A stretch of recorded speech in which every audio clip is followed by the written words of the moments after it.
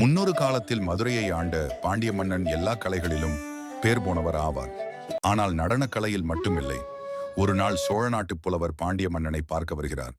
அப்பொழுது அவர் சோழ மன்னனின் புகழை பற்றி பெருமையாக பேசும்போது அவருக்கு அனைத்து கலைகளுமே தெரியும். முக்கியமாக ஆடல் கலையில் அந்த சோழ மன்னன் சிறந்து விளங்குகிறார் என்று கூறிவிடுகிறார்.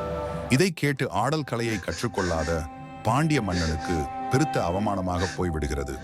அதற்காகவே ஆடல் கலையை கற்றுக்கொண்டு சிறந்து விளங்க வேண்டும் என்று எண்ணிய பாண்டிய மன்னன் ஆடல் கலையை கற்கும் பயிற்சியில் ஈடுபடுகிறார். ஆடல் கலையை கற்கும் போது அவருக்கு பயங்கரமாக கால்கள் வலிக்க ஆரம்பித்து விடுகிறது. அப்போது அந்த பாண்டிய மன்னன் நினைக்கிறார், சிறிது நேரம் நடனமாடியதற்கே கால்கள் இப்படி வலிக்கிறதே, பல யுகங்களாக நடராஜர் ஒரே காலிலேயே நடனமாடி நிற்கிறாரே, அவருக்கு எவ்வளவு வலிக்கும் என்று நினைக்கிறார். இதனால் மிகவும் மனம் வருந்திய பாண்டிய மன்னன் மதுரை மீனாட்சி அம்மன் கோவிலுக்கு சென்று சிவபெருமானிடம் ஒரு வேண்டுதலை வைக்கிறார். எனக்காக ஒரு முறை உங்கள் கால்களை மாற்றி வைத்துக் கொள்ளுங்கள் என்று மனம் உருகி வேண்டுகிறார்.